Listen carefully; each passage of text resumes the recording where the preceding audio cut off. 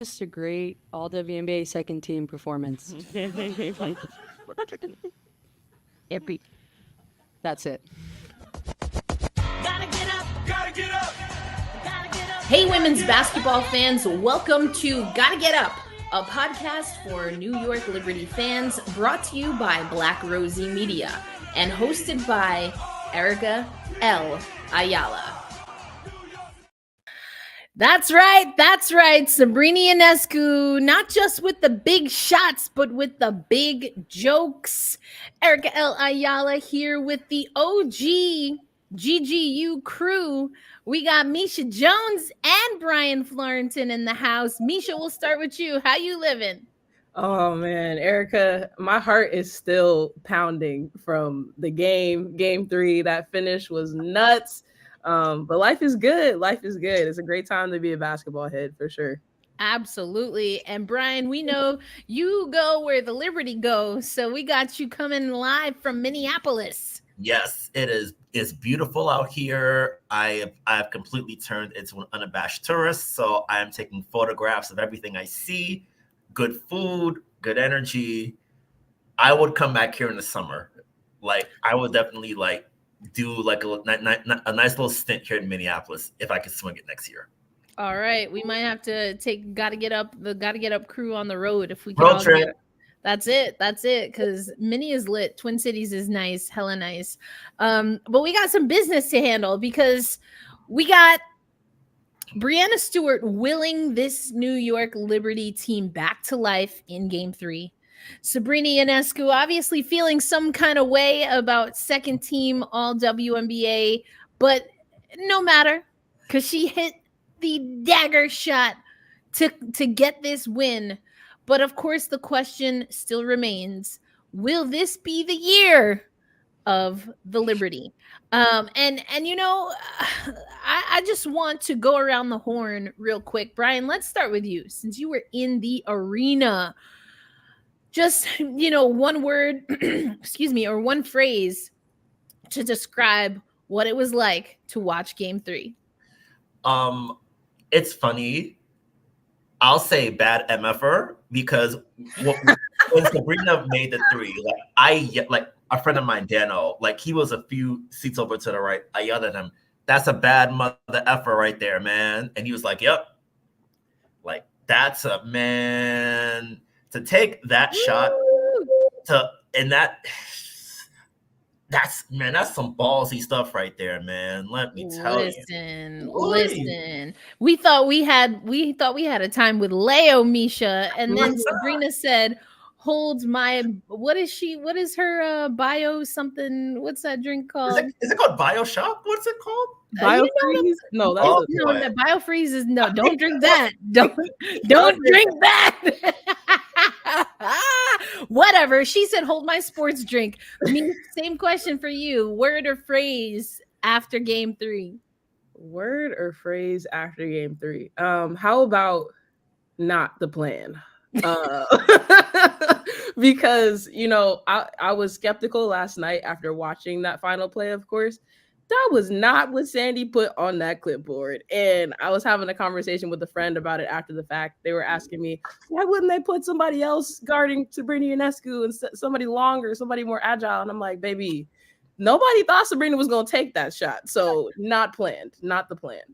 It wasn't the plan, that's for sure. They did want Sab to take the shot. Maybe not from, Saturn, but, from 30 feet. But she took that shot. I love Brian, what you said, because for those in our Slack channel, y'all should already know what my phrase is. And I even remixed it on CBS Sports. But I said, insert Kamala Harris's favorite curse word, Breanna. So basically, if y'all didn't know, Brian and I are basically saying the same thing. Like the thing about it that really stood out is that entire final minute was just perfect execution. Like on the first 3, Fee was in a drop and she was half a second late. And in a series like this, you're half a second late, it's over. It's over. And then the second shot she took in the final minute, I thought was really fascinating because it's the one she missed. Yep. So Stewie is It driving was to the down basket. and then popped Yeah, up. It was basically at the bottom of the net and came It out. was. Yep. I thought that was going in. I'm like, that's the perfect shot because Stewie, she has the floater if she wants it. She has the layup in the corner if she wants it, and then Sab to her side. Like that's just the level of execute. Like I was talking to a friend of mine about it today. Like the level of basketball in this series is so damn good. Like Woo! I'm getting more pumped up just talking about it right now. I'm Like, sweating. like I feel like I'm like that guy in the club who wants to take his shirt off when his favorite song come on. When I think about that. It's so damn. Wave around your cool, hand like a man. helicopter, Brian. What? It's- I'm crying. Wow. Like for real though, I I had to go on CBS right after, and I was like, child, if these cameras was on, I don't even know, out of my mind. Even I was with Chris Williamson, and he was like, I'm shocked. I am shocked by how that went down. And let's break it down here. But first, hey Ronnie, we see you. Aloysius, are you not entertained? Yeah. Oh, I'm beyond entertained. I don't even know. But Aloysius, you mentioned this, and this is actually where we want to go with it. Just gonna say a few more highs, nothing but that sports talk. Hey, Rafiq, we're gonna get to this for sure. It's been in the Slack. Mm-hmm. And I have some very strong thoughts about it, but we're gonna get to it. Y'all making me uncomfortable, but this is not about me. This is not about me. Okay. Hey Jen, we see you. What's up? Heart attack zone. Other than that, it's heart attack zone. Oh my gosh, exactly. Man, Lindsay Gibbs talking about, I don't know how I could be a fan of either one of these teams. I'm like, this isn't helpful, Lindsay. This isn't helpful, Lindsay. But Aloysius, you're getting to something here that is on our rundown. So basically, in a lot of ways, Misha, this was a flippy flop, like Beyonce might say. She had some extra words that I'm not going to say because we try to keep it as clean as possible on here. Mm. But if you know, Renaissance, come on. But, listen, it was a flip-flop game. Game 1 and game 3, it's like the road teams had to crawl from out the gutter. Mm-hmm. What do you see as the similarities between game 1 and game 3? And then to Aloysius' point, what were the differences? The similarities, both these teams coming in, we knew the margin for error on either side was very slim because the talent level for both teams is right there. They're neck and neck. As far as similarities, I mean, like you said, talk about digging yourself a hole and coming back out of it. This is a test in a proof that basketball is a game of runs. Because you know what I'm about to do while Misha talking, y'all. You know what I'm about to do. You already know. Come on. All right, Misha, I'm gonna let you finish now. Go on now. I mean, but to me, that's the biggest similarity, right? It's these teams who are championship caliber, obviously, or they would not be playing in this finals, are proving like, look, it doesn't matter how hard you punch us first. We are in this thing this season, especially with the Liberty. We're not here to just back down as soon as we get to the pinnacle. We're here to continue to push through. And that's exactly what they did at Target Center. Just the gutsiness, the freaking, I almost cursed, the freaking grit that Fee and company showed in game 1. It mirrors that grit that Breanna Stewart and her 30-piece. Nyara Sabally, her great minutes. Come on, Nyara Sabally, you already know. To be honest with you, I kind of felt like I knew in game 3 that it would be a struggle for the starters until later in the game when I saw Phoebish hit those 2 early buckets. Because I'm like, that's great for her, but they got to get JJ, Stewie, Sab, everybody else established early. And that momentum is really important at the beginning of the game. But they figured it out. The 2 Phoebish shots, her little 5 points, that's the one blip on one side, and then it's all Minnesota. Yeah. Like, that is nuts. This is an insane lead tracker. That is nuts. This is Brian. I'm just gonna say, I'm gonna let you take it where you gotta go because I don't even know what else to say. Like, I guess my first thing is that a royal blue from Minnesota? Not Is it royal. royal? It's not royal. It Not might be Kansas City Royals blue, but it's not royal blue, Yeah. which is hilarious because I don't think KC Royals blue is actually royal. What? It's got a little actually. It got a little seafoam tint to it if we want to get funky. Oh my goodness. You see, they got that seafoam. green star in there. There's a little Come on, seafoam in the what? eye and then the Come little on, star. you see what I'm saying? There's a Hey. little green up in there. I was like, actually, come on. But this No, chart- man. This chart is kind of nuts to look at It's because wild. it felt like I was talking about it with my friend Lucas today. Like it felt like after the slow start, the Liberty started playing better, but it wasn't making a single dent in the scoreboard. It's like, Nothing. oh, I was like, oh, you guys are getting down. You guys are getting to the rim. Great. You guys are getting stops. Fantastic. But it's still a 10-point game. So what the hell? So it's like, oh man. But then you start to see like towards the fourth quarter. I think I put in the slot it's Stewie time. And Oh, yes, you sure did. that was, I feel like that. I guess the concept of Pantheon games always fascinates me because you can pinpoint any great player in any sport and be like, okay, pick out 3 of their best games. I could probably do that for like every amazing basketball player. And I think this one for Stewie last night, man, like what she was doing. Like one thing that I was talking to JJ about today at media availability is that JJ had the fee assignment in the fourth, which All-WNBA defender in JJ, and then an off-ball demon in Breanna Stewart just blowing stuff up all over the place. All Like, over. Ball demon is very accurate. like I was like, oh my god! Like there was one possession where I think she was like she was chasing Court down the baseline. Court dishes it to Nyara Sabally. Stewie spins back, gets the block, gets the rebound. I'm like, oh my god! And she's playing heavy minutes with a lot of work on her shoulders. Like it's one thing to be like a defensive specialist who doesn't like have to score, but she's scoring. She's initiating the offense. She's doing Literally everything. Everything. God. All of the things. Yeah. All of the things. And Stewie made it clear. They weren't about to lose this game.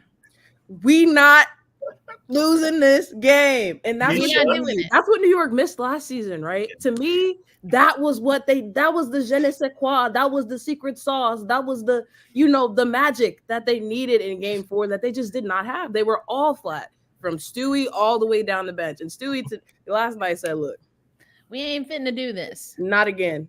Don't make the same mistake twice. Nope. And we're going to hear from Stewie about that. We're going to hear a little bit more from Sab also, because like this game, baby. Let me get back to the show notes because we just going to go off.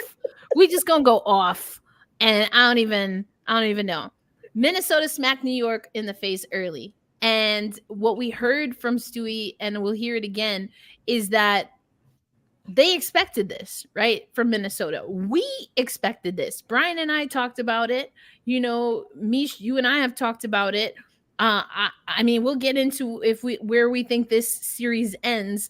But come on, like there ain't no way a Minnesota team was going to come back to Minnesota and not at least use that crowd. They play Prince songs to tip off. Like, come on, like they not fitting to get punked like they did in the first 2 games of the series. That just wasn't going to happen. So now, did I think New York was going to stumble as hard as it looked like they did? Like they was stuck on 5 for a minute, Brian. Mm-hmm. They was stuck on 5 for a minute. Yeah, it felt like early on that like they were a little bit sped up, but like some of the shots were just rimming out. I'm like, this is not a terrible possession here. Like I see the vision. You got a good attempt, it just wasn't going down. Right. And I think it's one of those things, especially early on, where it's like you just have to sort of like keep taking the hammer to like the gigantic stone, just sort of keep chipping away, keep building it the right way, and then stuff is gonna go down. So I feel like it's a huge testament to them that they didn't let it get to 20 because it felt very close. And that was the thing. You hit the nail on the head because the Liberty, they put in work to keep it at about 10 for the majority of the game. The biggest lead for Minnesota was 15. The New York Liberty, the largest lead they ever had was 4. But they kept it for the majority of the game, Misha, within 10. And I know Monica McNutt talks about this. I think LaChina Robinson is another one.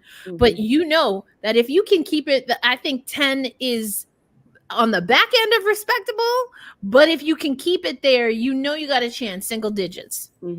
For me, and this is gonna maybe sound a little bit crazy, but at the W level, I'm at 15. I'm like, if you can keep it within 15 and you have a team that's as offensively explosive as the Liberty can be, then I think you're in good shape. But I was thinking the exact same thing the entire game, Brian. I'm like, if they let this thing get more than 20, then it's gonna be lights out. But they didn't. Like you're both saying, it's a testament to their resilience. It's a testament to the fact that, you know, all of them had that resolve, right? It's easy to once you turn the ball over a couple times, or once it feels like there's a lid on the rim. All right, everybody's hands goes up, the body language gets bad, the execution gets bad, and that did not happen. They regrouped as many times as they needed to. Sandy called her timeouts. They rode the wave until it was time for them to take that kill shot. And one thing I really enjoyed in the first half of this game, I think we have to give the Liberty's bench a whole lot of credit, because Kayla Thornton might not have had the best game in terms of stats, no points, but she's plus 12. You know what I mean? Nyara Sabally's plus 5. And somebody in the comments just said, thanks for the plug on Nyara Sabally. I'm not the plug. Sandy's been saying things. Erica's been saying things. I've been hearing people all season talk about Nyara and her health being the one barrier that's kind of holding her back. And now we're kind of seeing, what the vision Jonathan Kolb and Sandy Rondello and this team has had for her coming in and shoring up the post rotation. But yeah, a lot of credit to the bench for sure. Yeah, absolutely. Sandy went to that bench early, as you alluded to. I think that I've been calling for Nyara Sabally all playoffs, all season really, to make an impact. Pre-Olympic break, injuries seem to be plaguing her again, and probably a little conservative on the side of Nyara herself and the New York Liberty, knowing that she was going to play for Team Germany. I saw that child.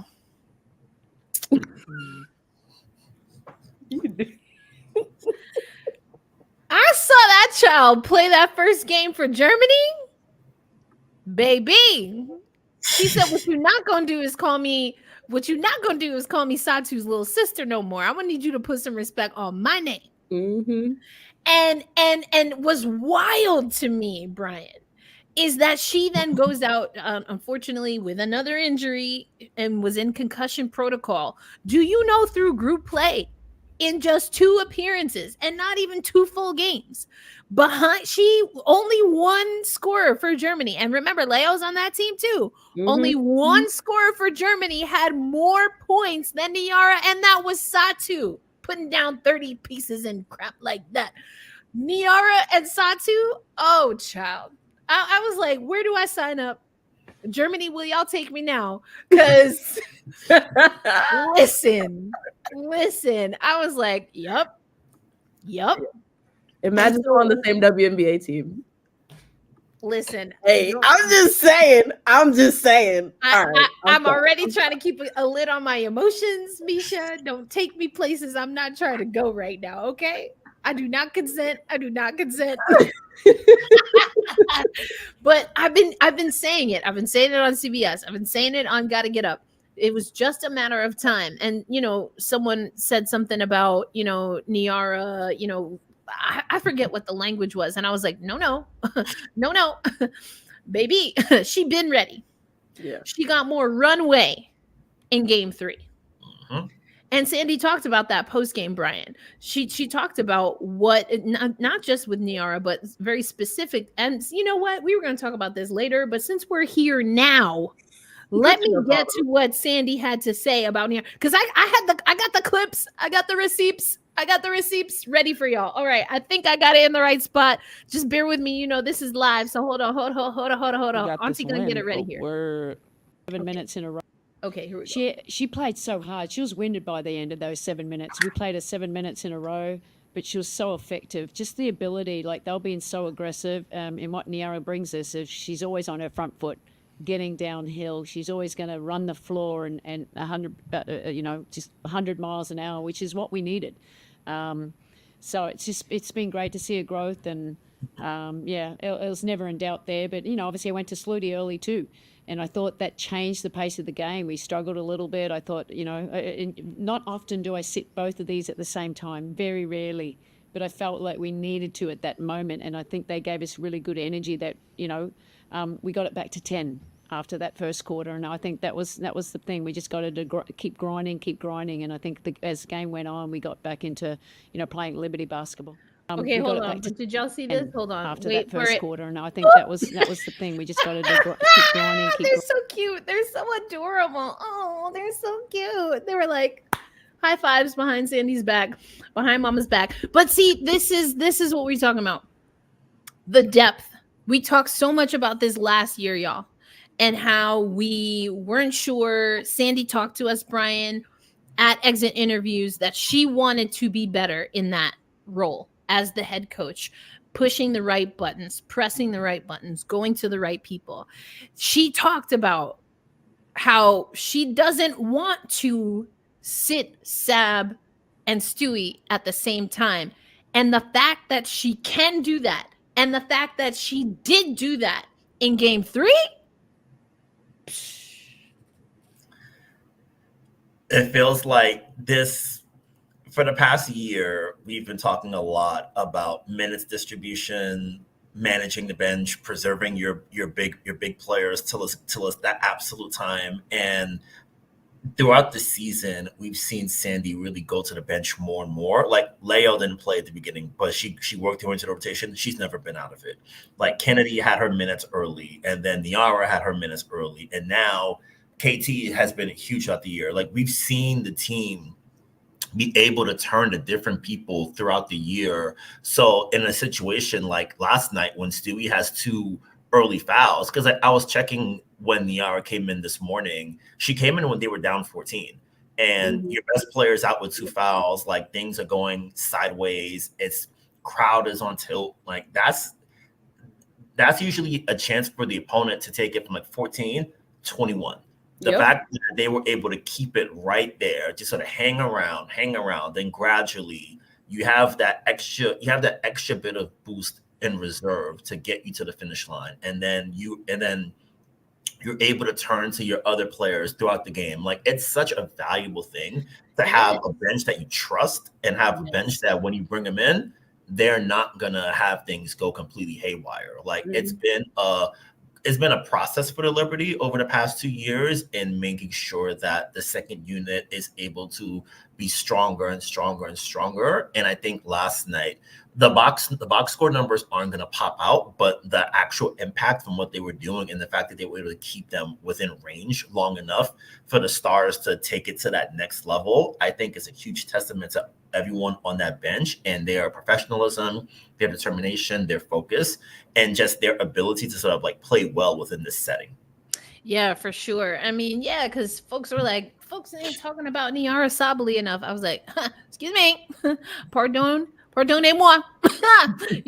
Went over to France, learned some things. But I was like, no. We have been talking about Nyara. And I got to give a shout out to Jackie Powell, because if you follow Jackie, she got to talk to Olaf early in this, right before the season started at training camp, about the role that Nyara was going to have. The plan was always to have her be the first player deployed off the bench. Again, we talked about it just a little while ago. Her injuries, unfortunately, have plagued her for a while. Didn't make that so that was the case necessarily early in the season, but we have seen that Nyara is, if not the first, one of the first players off the bench. Her minutes are not what I don't think one would call significant, as in the amount of minutes, but they are impactful minutes. And that's exactly what Sandy said. That's exactly what we've been talking about. Also, I loved that Holly shared on social media that so the Sabally sisters, they grew up in Germany, but they also spent time with their family in Africa, in Gambia.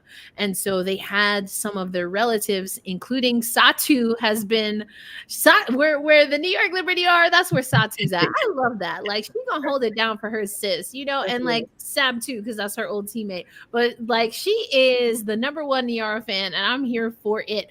There's something that came up in the chat and this is where we want to end the first quarter. And this, I'm coming to you for this one, Misha. Now, this is what Hawkeyes and Women's Hoops with RC says. Hey, I saw a fam. We saw you pop in earlier. Thank you for coming through. Sabrina missed so many threes yesterday, but it was just a matter of time before she struck one in the eye. Okay, let's talk about it, because we got this in the rundown. So it's like y'all are reading our minds. She hadn't hit a three-pointer, Misha, until the 153 mark in the third period. Ends 3 of 8 from the perimeter, 5 of 12 from the floor. So I'm going to come to you, the only NCAA hooper that we have on this here podcast.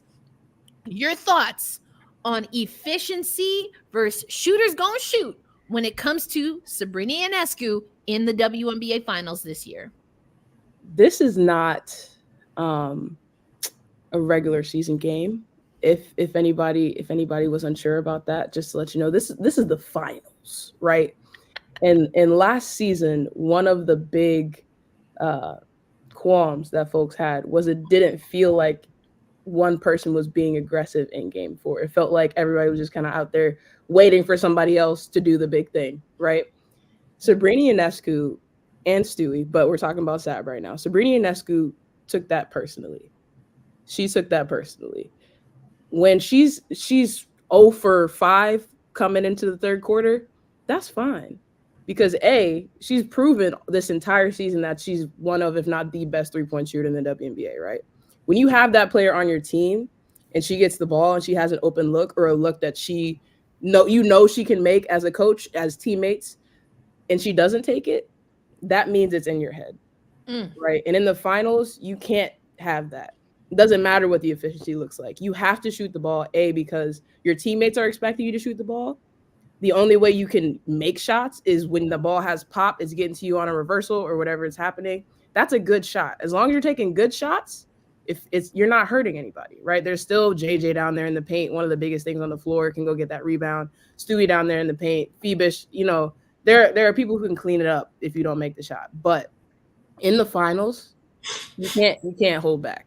You have to shoot that thing. And when you feel it, you can't question it. And I think that's what it came down to in the third and fourth quarter for Sab. She knew it was time to win. She knew it was time to flip that switch, even regardless of what happened in the past, in the first half, in the beginning of the third quarter. And she did what she needed to do. That is her job, right? Who else on this team shoots threes the way that Sab shoots threes? Nobody. So she had to do her job, and she did it. And so I'm here for it. Damn the efficiency, right? When you make the biggest shot of the game, damn the efficiency, okay? And that's that on that. Because I know we had a lot to say about that in game 2, about the fact that her shot selection she was a lot more selective. And that was, what that game laid out. That's the card she was dealt. And in this game, she had to shoot that thing. Shoot that thing. All right, let's hear what Sab had to say. Really quickly to see how far I was, but in the timeout, Sandy kind of was just like, you're gonna shoot this shot, and I feel like I was able to get a little separation in range and get a really good shot to go, obviously wanting to let the shot clock wind down, and kind of got the space that I needed to be able to get my feet under me and feel comfortable taking that shot. And sometimes it goes in, sometimes it doesn't, but I've practiced that shot 1,000 times in my head, on the court, and I feel like that's just something that as athletes you put yourself in that position to want to be able to make a shot. And obviously, like, we don't win this game without Stewie. I mean, what she was able to do, just continuing to chip away, obviously she'll speak, but yeah, there's nothing I can say. Like, that shot's nice, but that doesn't go against what she's been able to do for us tonight, and how she was able to just will us back into that game. Oh, Sab, we're going to get to that. We're going to get to that, Sabrina, we going to get to it. We going to get to it, Mamba. baby mom, but we gonna get to it. Is your I pedo? mean, come on. That's just Sabrina Ionescu to a T, right? Knowing that she had the confidence, and she also talks about whether it's Sandy, whether it's Kelly Graves, who she mentioned prior to this game and then again after, was at that game, instilling that confidence in her, right? That is huge. And to your point, Misha, maybe that was missing, whether it was the confidence, the overthinking. I try to shy away from putting my opinion of someone else's confidence on them. Like because I don't want nobody doing that to me. You know what I'm saying? Don't do that. So Sab would have to tell you what it is. But I saw someone, who was it? I'm gonna forget who it was right now, but I was like, I gotta get off social media, because someone put, if you weren't with me at my worst, then you can't rock with me now. And they showed a picture of her yakking into the garbage can. Man. Yeah. Oh, I was hey. like, I can appreciate the hilarity, but I'm not ready for it. Don't do me like that. Don't do me like that. I ain't ready, internet. Don't play with me. It's Sabrina Ionescu. Let's go. Ya tú sabes. Listen, we got so much to talk about. I'm excited. But we have to talk about what Stewie wants, or excuse me, what Sab just wanted to talk about. And the whole second quarter, we talking about Stewie. Okay, first of all, I've been wanting to say this out loud to somebody. So since y'all are here, I have a captive audience. Brian, have you ever heard anyone call Breanna Stewart Bree? That threw me. Someone did that the other day, and I was like, who are we talking about? Who is here? Who is Bree? Bree, You know, I've heard it a few times in post game. I'm like, oh, that's new. She seems cool with it. So I'm like, why not? Right? I'm gonna have to ask. I'd be asking the questions everybody wants answers to. So I'm gonna be like, hey, yo, Stewie, who got permission to call you Bree? What's going on with that? I ain't never in my life. It's either Breanna or Stewie or Breanna Stewart. We ain't doing goat. I don't know. You could maybe throw goat in there. Some of y'all be trying to play her on the goat tip, but we gonna talk about that some other time. We're gonna get through what we gotta get through, okay? But listen, Breanna Stewart. And we alluded to this, Brian. I want to come to you first. She's taking a lot personally. She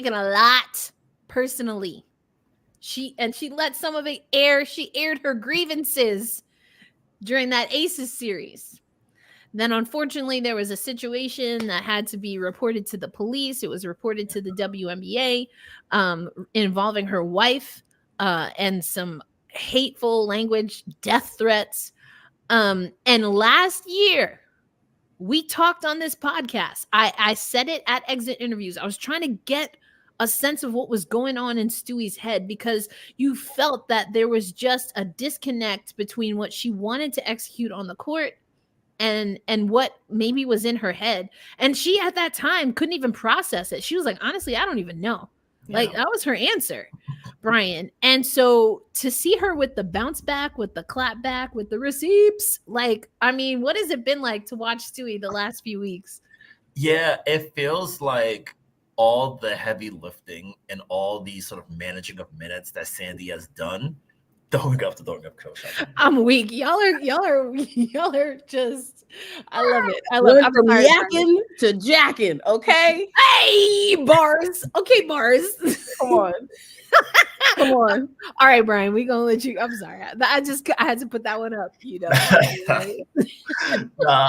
I think that we've really seen the benefits and effects of Sandy managing her minutes throughout the year. It feels like of course, you want to win as many games as you can. And the fact that they were able to lock up the number one seed while also keeping her minutes at a reasonable number is a testament to the depth of the roster, because you're going to need, like, for the superstars, moments like these are the ones that stick to memory the most. Like, can you dial it up one more time? And she's been able to do that. Like, game one, she was still making great plays on defense, but then just like the two bad misses at the end sort of like threw the entire night into focus. And I think something that I've asked a lot of Liberty players about, it was a point of contention after game one, was that when she would drive to the basket, she tried to force up those shots over Minnesota defense. Yeah, like it was a lot of like forcing up attempts, which was a consistent theme of her game against Minnesota throughout the regular season. But since then, like every time she's able to get a lane to the basket and Minnesota brings help, kick out to KT in the corner, kick out to B in the corner, kick out to Lane in the corner, Sab, like being able to adjust to that defense that Minnesota switches a lot. So there's going to be mismatches there. It's just a matter of like finding it. And I think she's doing a really tremendous job of that on offense, like getting to her spots when there's a switch, when there's help, like being able to continue the offense, keeping up the movement. Because like sometimes the Liberty would get like they sort of get stagnant in a sense where it's like you're just like trying to ISO, and it's like Sandy says all the time, we're not an ISO team, like we're not good at it, so we should do it. So as you know. Yeah. Yeah. So like they're like the fact that they've been able to move as well as they have been and really be able to find those pockets of space, get those lanes to the basket, be able to adjust to Minnesota's pressure, being able to meet the physicality that Minnesota's bringing, really being able to do all of those things at once for Stewie is so valuable. And on the other side of the ball, it's such a blessing to have a defender who can take the lead assignment, but then she can be even better when she's just sort of like playing free safety. The fact that you have a player with that wingspan, that timing, that basketball sort of savvy and know-how, just sort of like flying all over the place, it makes scoring damn near impossible as an opponent because you have, I'm just gonna give it to Fee. JJ's got it. Like JJ's gonna make things really hard and force her higher out on the court. The defense against K-Mac and Court got a lot better after halftime. I think I was looking it up. They shot, I want to say a combined of 5 for 14 after halftime. And then the Liberty, like they tackled so many defenders on Court and McBride. Stewie got the assignments. Leo, B, Savage, things like that. Like, you were really able to sort of see the full sort of arsenal of what makes a two-way superstar in Breanna Stewart last night. And I think that, and I guess also a fun bit of business is that she went a perfect 10 for 10 from the free throw line. I feel like she's one of those like basketball maniacs who's like, oh, I made this terrible play, because I couldn't make a layup. I'm not gonna miss another layup for like the next calendar year just to prove a point. I feel like she's like that with the free throws. So it's like, oh, okay, I believe it. I missed a couple. They rimmed out. Never again. Which leads me to, because Mish, I know we have you on a short timeline here, but I have two things that I want to get to with Mish before you got to hop off. One is, I mean, is this potentially the greatest of all time? Like Stewie already has the NCAA resume. I really don't understand what the argument is for anybody who does not have 4 titles and 4 most outstanding players over Stewie. So as far as I'm concerned, that's locked up. But I mean, when you're putting on a performance like this, and like Brian said, be like, oh, y'all trying to, and yes, maybe it's a little other people clowning her, but it's also like Stewie's like, that's not how I get down. That's not like me. I mean, I don't know, Mish. What's up? What's good? Is Stewie up there? Stewie is the college GOAT. Let's go ahead and just say that. Like straight up, she is the period. What? Who else is even like? Come on. Now, if what you're asking is if she's the WNBA GOAT, I'm not saying yes until this title is secured. I'm not, because I know she's got a title already, but what would put her over the threshold for me is knowing that this was her team, right? And that she pulled them to the finish line. I think what she did with Sue in Seattle, fantastic. I'm never going to take that away from her because they don't win those titles without her either. But again, for me, Stewie can be the GOAT if she finishes the job. It just takes this one, you think? I do. Actually, I do. Because I'm looking at, the Liberty, and I come back to this stat all the time. The Liberty have the most finals appearances without a championship.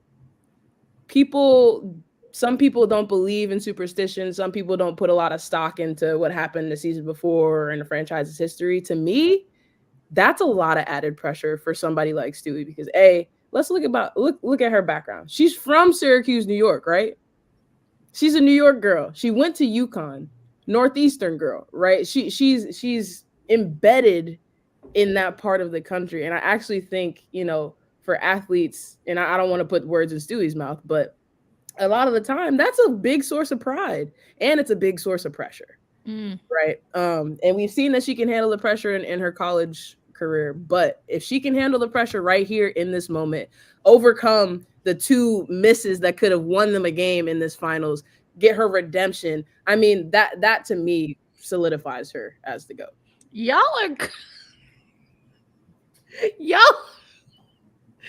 are wild. Y'all are wild. I'm weak. Okay. I'm just we not finna throw shade at Asia Wilson now. That's what we not finna do though. Y'all are wild. That's what we not finna do. Y'all are wild. I'm just gonna leave that there. I'm just gonna leave that there. Okay, the other question we got to get to, Mish, before we get you out of here is, one area Stewie might want to up that game is calling out these screens for Leo. Her and JJ and Leo need to all go to dinner together and air out whatever it is they got going on. Maybe they don't even know that they got something going on because it's no way. I'm dead serious though. Like, do you know how bad a person can get hurt? We saw it, right? We saw Leo get crunched and lay on the ground and have to get helped up like that. Flat. Unless you've played that position, unless you've been the person to pressure the ball full court and have been on the receiving end of right? Okay. Unless you've been on the receiving end of a screen like that, you actually don't get how pissed off Leo should be. And frankly, the rest of the team and Sandy, because you know what? That last one last night when Leo got crunched, it was right in front of Sandy. And I was looking at her on the replay like, girl, did you say something? I ain't see nobody say nothing. I ain't see no lips moving. Her or Stewie. So I was actually sick to my stomach about that. That is not something you ever want to happen. I hope. And I can't remember who I was going back and forth with. This had me spinning last night. Somebody told me maybe she should stop picking the ball up full court. I said,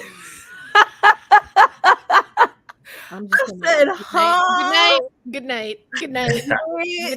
What do you mean, brother? No, that's not the answer. That's because you want to impose that will. You want to use the advantage you have in Leo as a versatile defender to be able to pressure. Why would you not do that? Just to not communicate.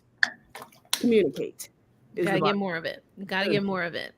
All right. Well, Mish, we know you might have to dip out soon, but we always appreciate having you on, holding it down. And just before you leave, though, we're going to take it to halftime because Benijah Laney-Hamilton is hilarious. This child is hilarious. And you got to look at Sloot's face here, but the throuple has come through again. Yes.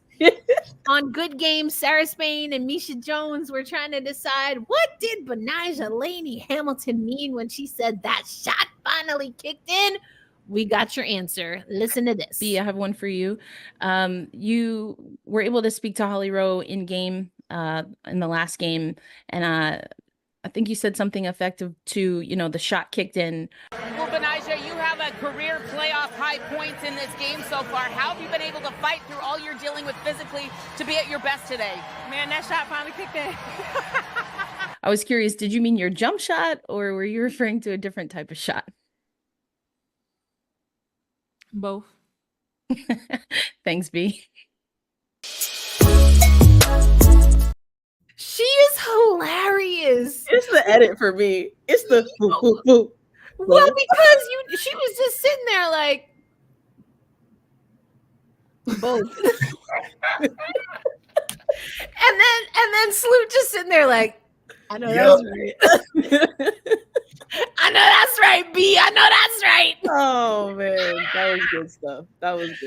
Child, hilarious. But y'all continue to do great work on Good Games. So We appreciate y'all. Had to do it though. I was like, oh, we got B in the pregame. Oh, we gonna sort this out. Asking what the people want to know. That's it. That's it. Between that and Sab, no double in the CarMax commercial. In case y'all ain't know. Yep. She did all them stunts. She did all them stunts. Shout out to Brian for getting the video on that one. She did all them stunts.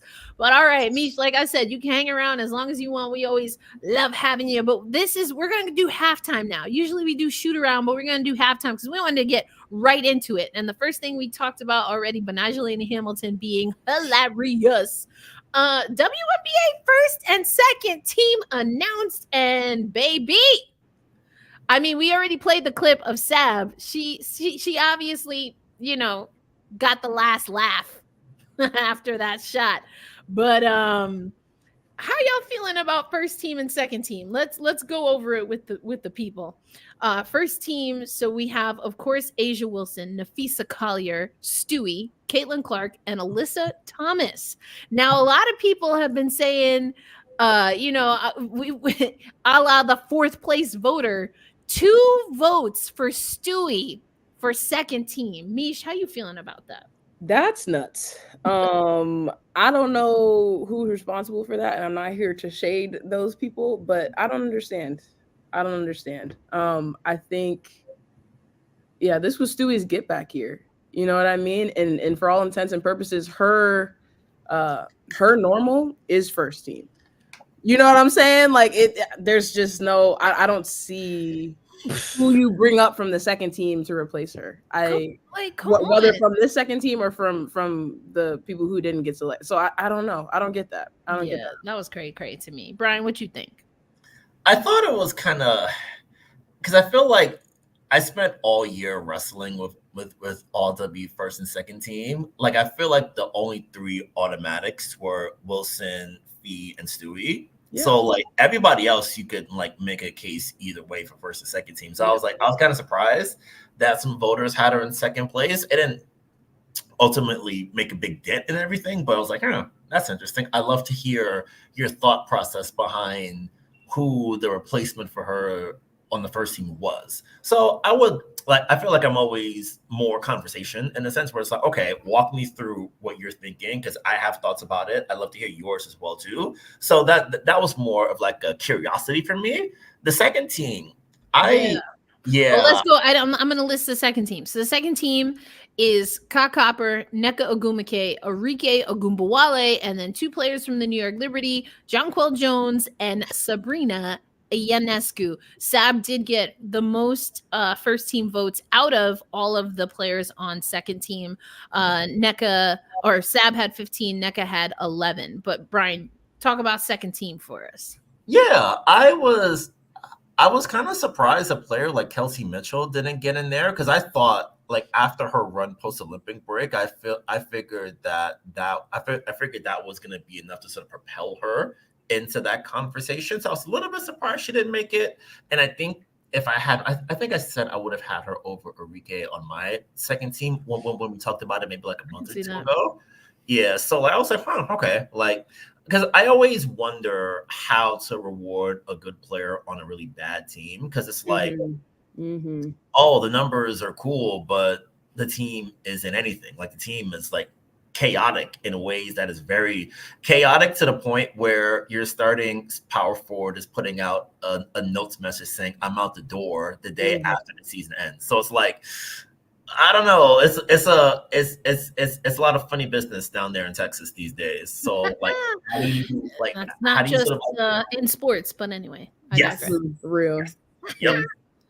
Yeah. So it's like I always wonder what's the proper balance with that kind of thing. So I feel like if I had to if I had to think of like an honorable mention for the W team, it might be a player like Kelsey.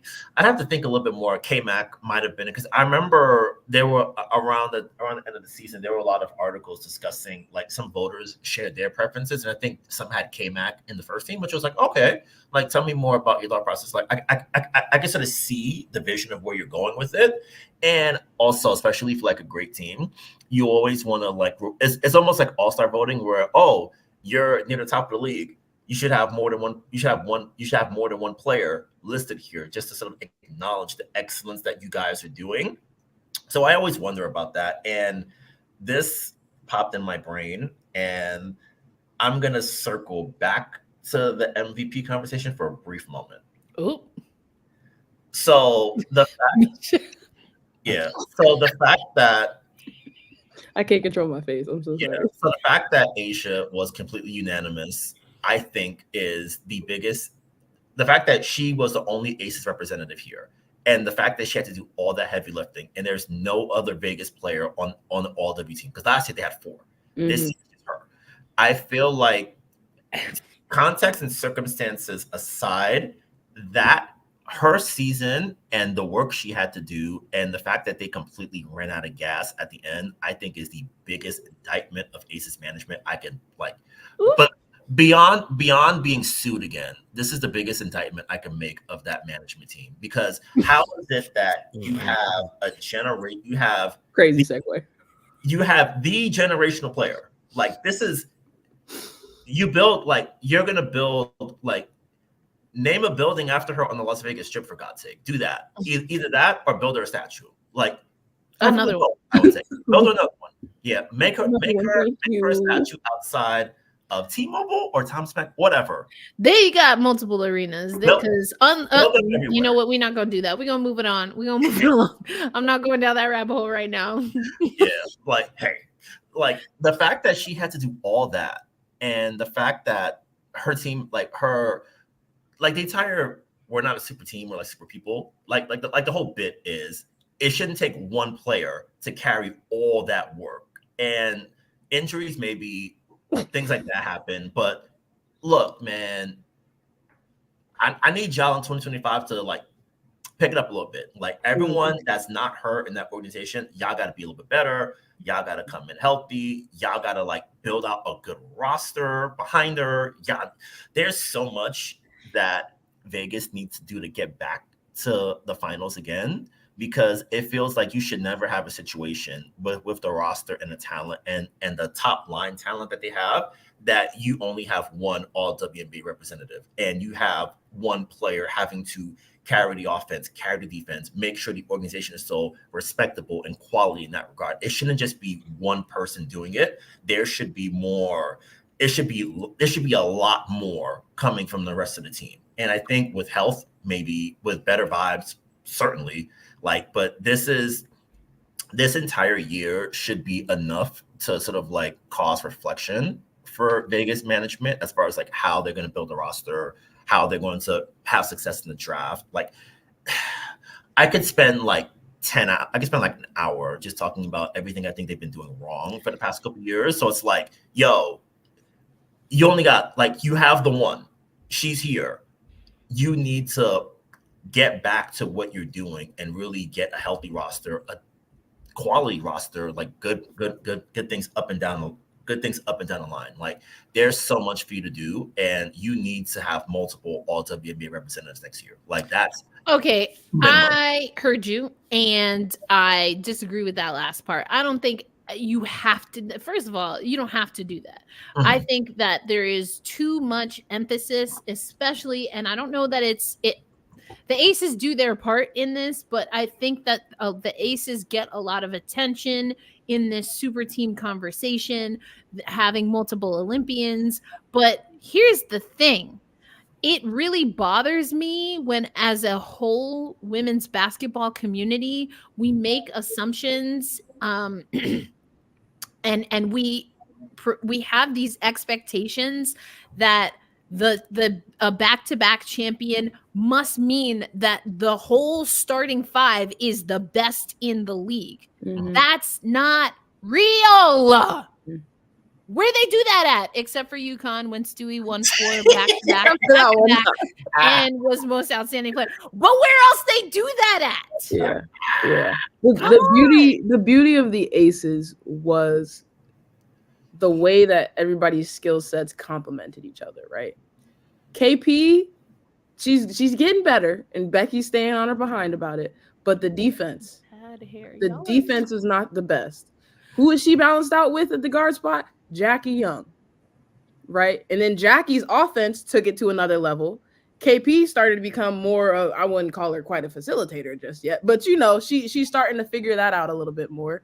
And then you had Asia and Kia. When Asia won Depoy, what did she say in her speech? I wouldn't be Depoy without Kia. So that whole team is all about a very delicate balance. Mm-hmm. And I think this season, because you had so many different wrenches thrown in that situation, the lawsuit, the Olympics, the you know, getting banged up, Jackie Young having whatever undisclosed injury she's been dealing with, it threw a lot of stuff. Mom got divorced, like all these things, like I mean, all these different things that came into the mix. And then I just had to put that out there.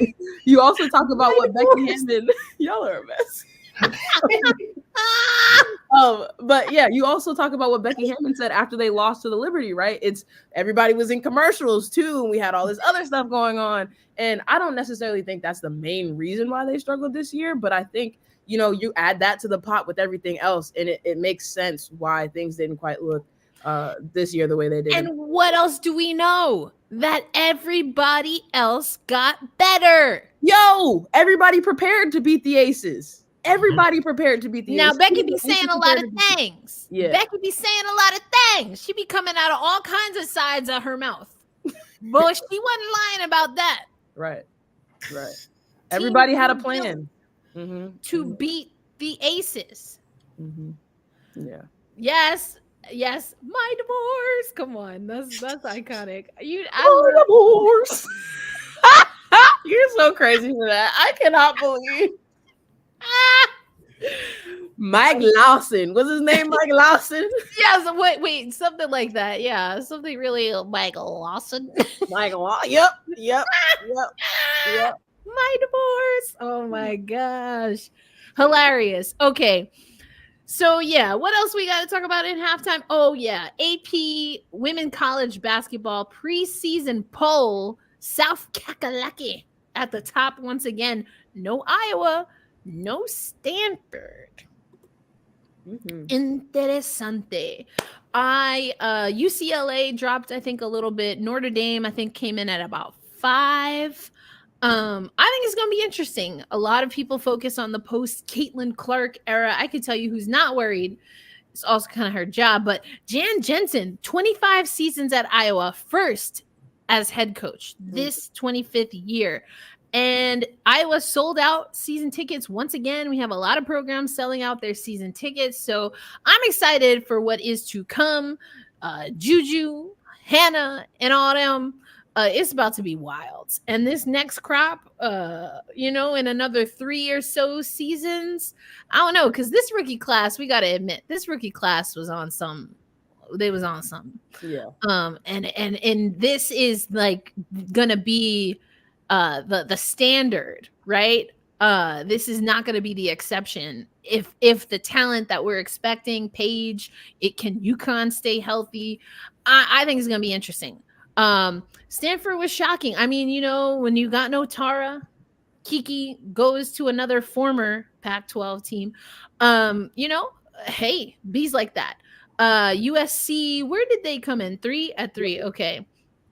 So what was it? South Carolina, UConn, USC? Okay. And then who was that for? Texas. Texas. I was like, who? And then Notre Dame at 5. UCLA and then Notre Dame. Okay. Yeah. Tejas. Interesting. Somebody said Juju. Y'all are young. Y'all are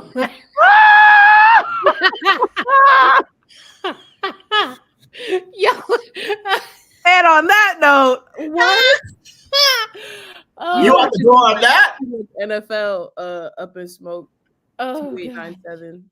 Thank you Y'all for are being hilarious. here. We talking about Juju Watkins' love.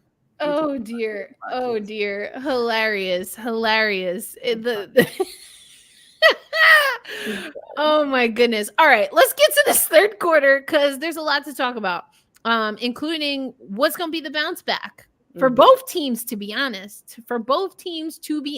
We ain't talk a lot about Minnesota because this has got to get up the podcast for New York Liberty fans, but we're not going to hate on them neither. Alana Smith. Man, Alana Smith had Jonquel Jones in all kinds of fits, Brian. Jonquel Jones was not comfortable in game 3. Yeah, like it took a while for JJ to sort of like find her rhythm in the game. And I think a lot of that has to do with Lan. Like it's so back injuries are back. I don't know how to like project back injuries because like you could literally wake up one day and it's like, oh, I feel good. And then you take like half a step later and it's like everything is like beyond screwed. So she's not on the injury report. It's called being 30 and over. Anyway, I digress. Look, my knee, like when it rained, my knees be feeling funny. So I'm in the same boat with y'all. Hey, let me tell you, oof, boy. It get down to particular temperature. I'm like, oh my That's God. it. And don't have no injuries. Don't have no, That happened Achilles, man. Yeah, it gets real over Be here. like, let me get that thick sock because ain't no way I'm going outside in this cold. No. Anything under 60, we gotta, suit up. But I mean, obviously something that was difficult for her, as you were saying, Brian, to come back from. But for me, the biggest impact that Smith had is that it just seemed, and I put this in our Slack channel, that Jonquel Jones was catching the ball at the perimeter. And I mean, there was that one play. Child took a knee, but not in the Colin Kaepernick way. Oh man, that was. Oh, I was sitting there. I'm like, JJ. I was like, Oh, what is- baby. I was like, Oh, child. there are a couple possessions a game where I wonder, just like, what's the bit here? Like, Can y'all explain to me also why she brings the ball down the way she does? Can you explain what is the answer is reason? no, I cannot. What is the reason? I know you heard that TikTok sound. Yeah, I'm confused. Child. It's the same reason Kia Stokes don't use them big old shoulders. I don't know. It's like Ka said, I don't know. You're welcome. I don't know. I do not know. That Why bothers bring me. it down? And then the other thing with JJ, don't get me wrong. I know that Fee is strong. I know that she is deceptively strong, right? Gotta But get there up, was JJ. You ain't right. You ain't right. You right, but you ain't right. Yeah, you ain't right. You ain't right. That is not. That is funny.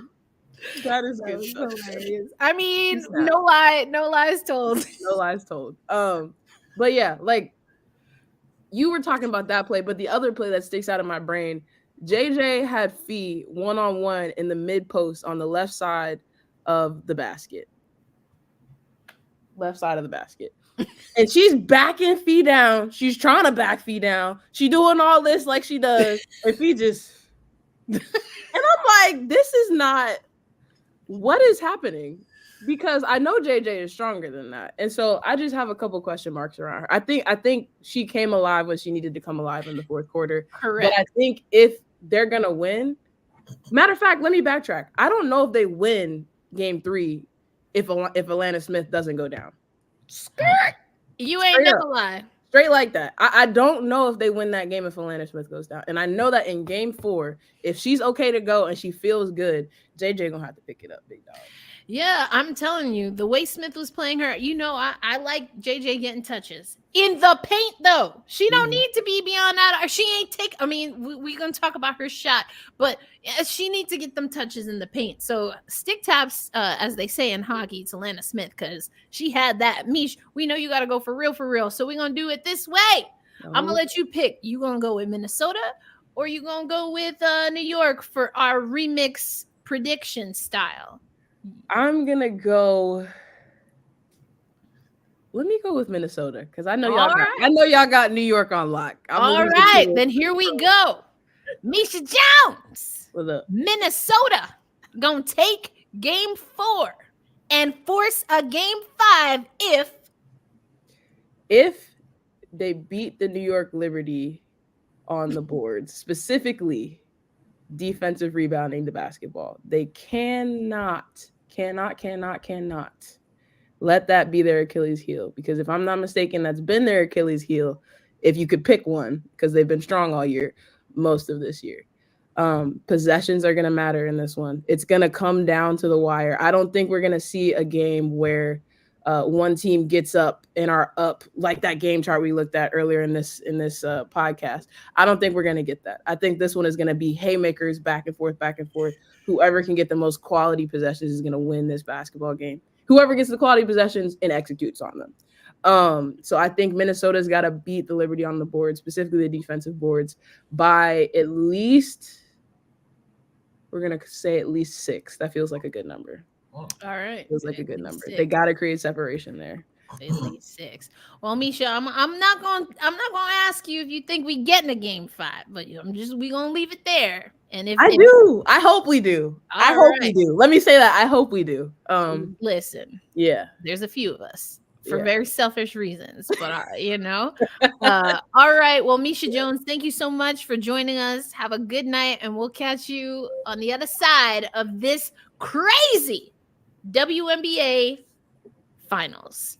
All right, Brian and I gonna hold it down here. Like you said, we're gonna get to our remix predictions in just a bit, but we're gonna let Misha Jones hop off here.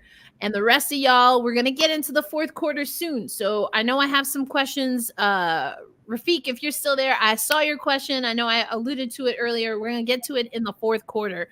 Because that's definitely a hot button question in the Black Rosie Media Slack regarding the shots in Liberty history in the WNBA finals. All right, we heard Misha's prediction, but we already talked about Leo. We talked about Nyara Sabally, so we don't have to talk about that. There's 2 other players, Brian, we got to talk about if we're talking about Minnesota. And the first one I want to start with, her and her daddy got Ellie in a hissy fit, throwing people's hats on the ground. Don's a good one because, listen, couldn't no mascot come up to me like that.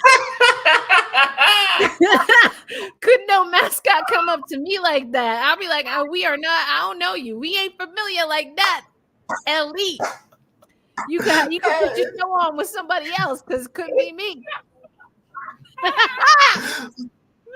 I will say it's pretty audacious to pull up on a stranger. Like, that's straight hood New York. Like, come on. I feel like Mr. Williams has old man strength in reserve. So I feel like if it came down to it, I feel like that's a man that's probably tussled a good few times here and there. So I'm like, hey, let me not.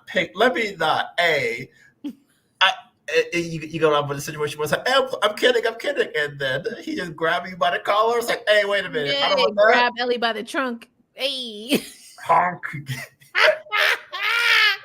Yo, that was hilarious. But I mean, C. Willie, she feeling it. That was his saying last time Courtney Williams was in the finals with Connecticut. She feeling it. Yep. Courtney Williams has been great.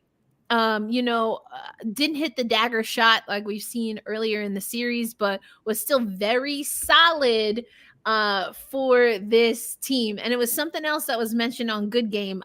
Misha's not here no more, Brian, so I'm gonna ask you. Is Courtney Williams a dog? What kind of dog is she?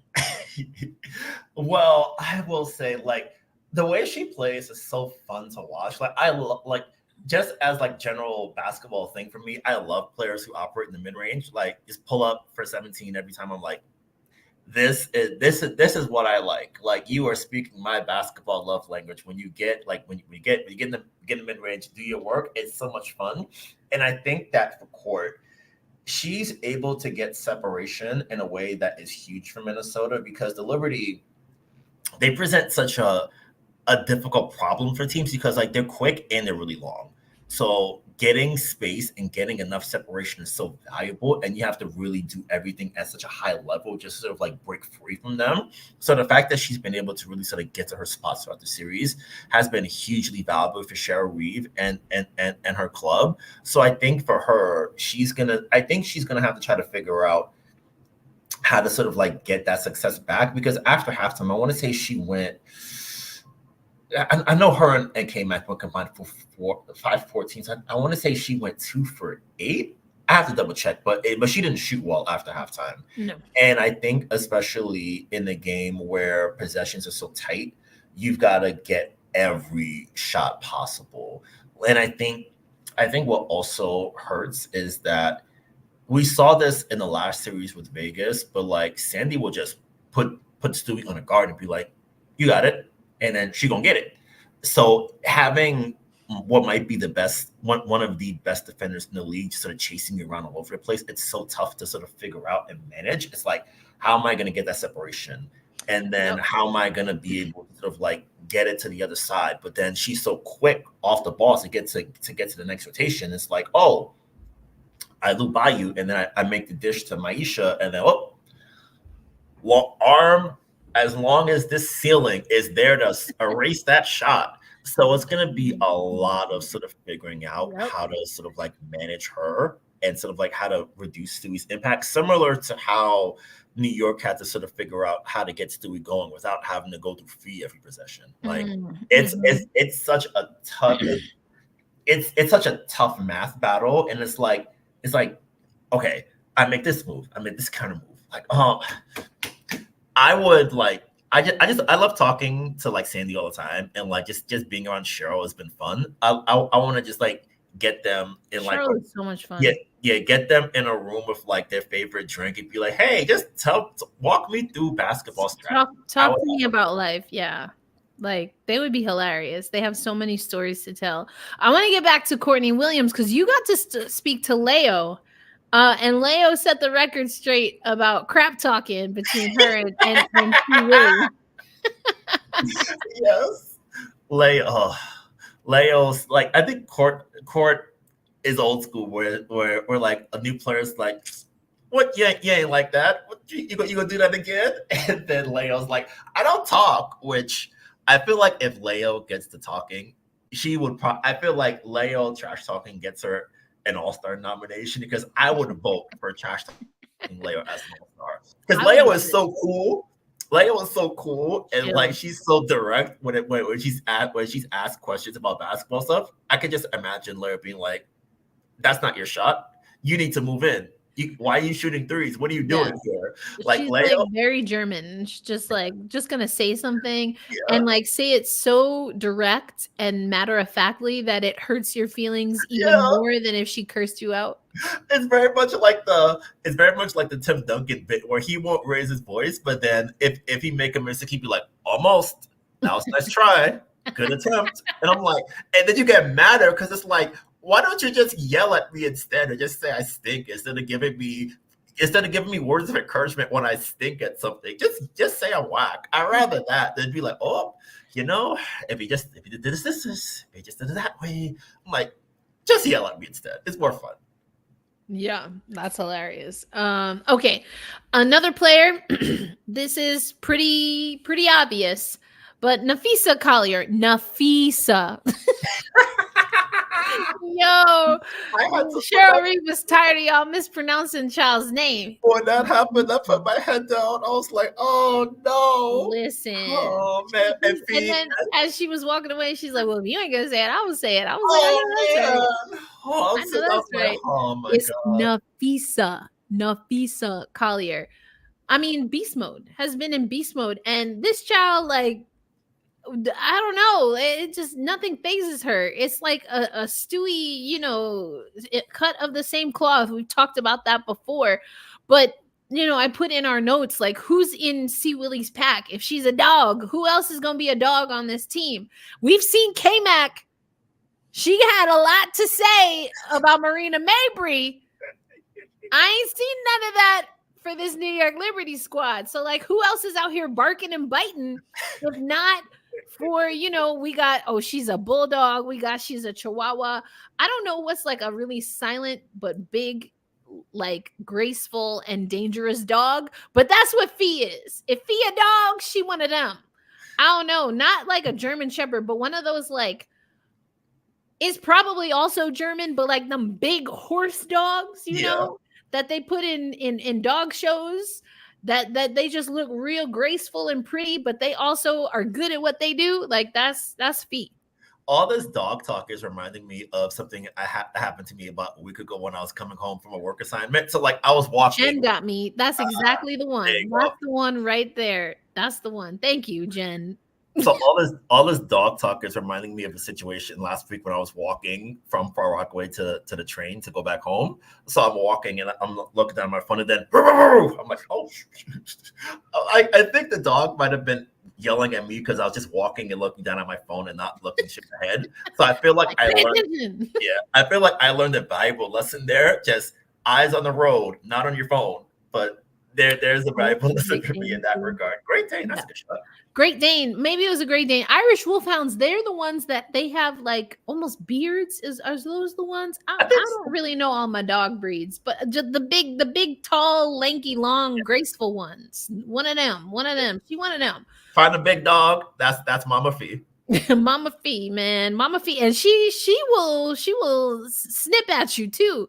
Because she might not instigate, except when it comes for a jump ball. Child, do not let Fee get her hands on the ball. Do not do it. Also, they be like, oh, she's so good at getting jump balls. I'm like, some of them things is straight up fouls. Like, if she had jump balled me like that, we'd be fighting. I'm just saying. One of the many things I love about Fee, like you said, is that Fee low-key gets you. Like she gets you to react. Like Neko Gumake been in this league for God knows how long, and she ain't never been madder. So Fee was like, Run along now. Like the microphone caught Neko saying, how about show me a little respect, Fee? And I'm like, Fee's just like, go that way. She's so good, and it's like she's so great, and it's like she really gets into you too, and it's like, oh, like I feel like what happens a lot is when someone starts talking to you, like, oh, I'm gonna lock them down. They get the ball, they get nothing.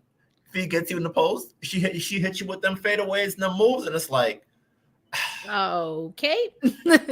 Well, all right. On to the next. She's so like, to go back to my mid-range point with Court, like she's such a smooth operator in the block. It's so graceful. And like the possession where she drew the foul on JJ, that's such classic low post play. Yep. Oh, got you back down, go for that fake, and then you jump, and it's like, it's over. Right into you. Smart. You done lost it already. She's hella smart. It is exciting to watch Fee play. Yeah, I'll leave it at that. I'm gonna leave it at that. All right, it is the fourth quarter. And so it's time for listener questions / comments. There's a few I already have that I know we're gonna get to. But first, Brian, let's start with it. We already heard what Misha had to say, and I think she's right about rebounding, but even more so, Minnesota's offensive rebounding really hurt New York early. So I'm going to just add to what Misha said. The Minnesota Lynx force a game 5 if they operate with consistency on that offensive glass, because they really gave New York some fits. St. Bernard has the hot chocolate, and y'all are coming with all of the things. Okay. Oh, that's okay. The St. Bernard. There we go. I love this. That's the answer to what type of dog have the drink around his neck. Oh my gosh. Hilarious. Okay. Let's go to the New York Liberty. Brian, first to you before we get to the listener questions, including what is the most famous shot in the New York Liberty WNBA finals. But, New York Liberty win game 4 and their first ever franchise championship on Friday, tomorrow, if they win, if they keep the turnovers to about 13 maximum. Something that I asked Court about in post game, because in the first quarter they had 8 turnovers, and then in the final 3 quarters 8 combined. And she mentioned they were getting acclimated to the pressure, being able to sort of like find those avenues and those lanes to work with. So if they keep the turnovers down, I like their chances a lot. Like, because you always want to get your players as many shots as possible. And then you have Stewie, who's on 10 right now, getting her as many shot opportunities as you can, getting JJ the ball inside against a compromised land. And they were able to really have a lot of success when Maisha was on the court. Mm-hmm. So, and I don't think we've seen Dorka in the series yet. So Minnesota, like very sparingly. Yeah, I think at the end of game 2 when it was wrapped up. So like you know the big room for Minnesota is not at full strength right now. So that's a big opportunity to just sort of like, hey, JJ, make them work, and you got this. And I feel like that's going to be huge, and that starts with taking good care of the ball. Because one thing with Minnesota, especially on the road, you got 20,000 people turning up for transition threes, those breakaway layups. Like that's such like a shock to the system. And we sort of felt that early because the Liberty, their early shots were like, it's like good process, no result. And then Minnesota immediately backed down. K-Mac three. Court gets a stealing layup and one. Like that building was going up and up and up and up and up. And if you're the road team, you want to keep them down as long as you can. You want to make sure that the most excitement they have is during the in-between entertainment when Prowl is running around the court. Like that's when you want them to turn up. But like during action, you want them nice and quiet because that means they're like, because if they're not, they're the sixth man. They're making you overthink. You're putting more pressure on yourself. So if they keep the turnovers down, really be able to sort of like execute their offense, get downhill, and continue building what they've been doing since game 2 and 3. All right, Damian, the Liberty needs a 1, 2, 3, 4. Well, agreeing with you, basically. Yeah, I feel like Damian and Sandy would be like twins in another life because I feel like everything Damian is saying is something Sandy. Yes. I feel like everything David just said is everything Sandy probably tells him, or she's like, just grab the. I feel like we've gotten so close to breaking the family rating for this pod tonight, but I feel like Sandy's like, get the fill in your word rebound, please. I feel like she said that a few times. Well, the rebounding was not great. The boxing out is a lost art form. Mm-hmm. It was non-existent for the New York Liberty for a lot of game 3, and that just can't happen. And that's kind of what JC is saying. So that's what you're saying about New York. For Minnesota, as far as tweaks, they had a good game plan. They need to go back to that game plan and just execute it with more consistency. I mean, that's really what it is. I think that you got finally Bridget Carleton in some rhythm. You need a little bit more of that, though. Yeah. You need more of it. And I also said that you need more bench points. The New York Liberty are going to get some productivity off of their bench, and it was not matched by Minnesota in game 3. No, I got a question for you. Yeah. I think I'm leaning towards yes with this question. Would you have Fee pitch a complete game tomorrow night? Because I think I would. You have to. Yeah. I mean, you literally have to. And I think she can do it, but you have to. What other choice do they have? They have to win this damn game. Yep. And if she can go, then she going till the wheels fall off, right? That's what B's been saying, till the dang wheels fall off, and that's another thing. We knew that wasn't going to last. Right, with Benijah Laney-Hamilton, do I think she scores what was only 2 points? Yeah, I don't think that happens again. Something fun about B's game last night, even though like the numbers weren't there, she played the second. Yeah, offensively, she played the second most minutes on the team, which I thought was huge. I was like, because she was all over the place on the defensive side. Yeah, because I was like, it didn't always look great, if I'm being honest, or. Let me put it this way. It didn't always look at like her best level of defense, but her hustle unmatched. Yeah. I feel like, throughout the season, I remember, and maybe it might have been back in like June. I remember a comment, I think it might have been from Damon saying, like, where's the dog on the team? Where's the heart? And it's like, the heart is number 44 from the University of Rutgers. Like, right there. If I do the heart, it didn't do it for me. Damn it. But like that, the heart is there, and like just you can sort of like feel it. Like I was telling someone today, like you really feel the care and passion and support they have for each other, and I think it's all embodied in Benijah and Laney-Hamilton. Like she's double tough, and she's a fighter. She makes all the right plays. Like she just does everything she needs. You need a championship level team to do, and it's a lot of thankless work. Because it is, you put B on like a bad team, she gets you like 17, 18 points a night easy, I think.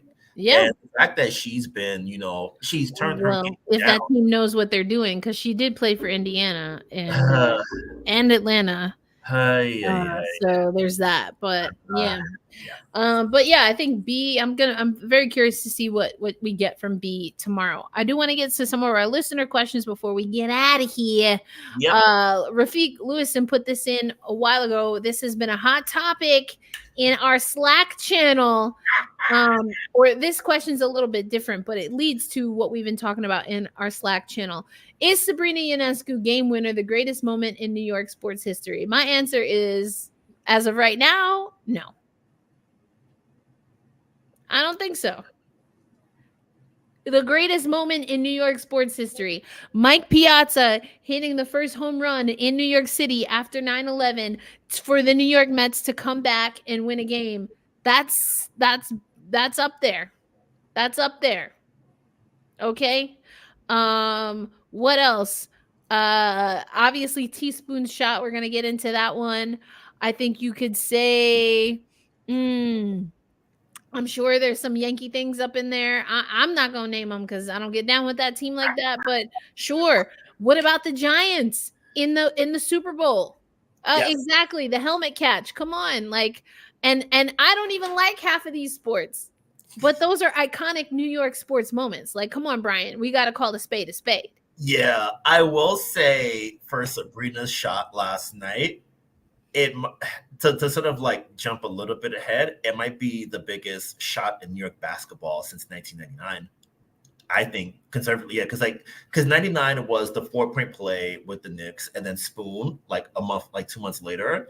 Like since then, that's probably the biggest shot. Like the closest that comes to mind for me is Kevin Durant in Game 7 for the Nets in 2021, but we lost in overtime. But still, it was an amazing shot. Like as far as like basketball moments, it's like the through line there is just those two. Like those are the only two in competition. And I feel like for Sab in particular, like we haven't gotten to it yet, but just the pure emotion that she showed after, like I saw it in the photographs. I was like, man, like you really, especially like, yeah, like you can almost like feel it. And I think, you know, for a number one pick who her first year in the league was in Bradenton, Florida, and then it ended when she messed up her ankle, and that essentially cost her 2 years of her career.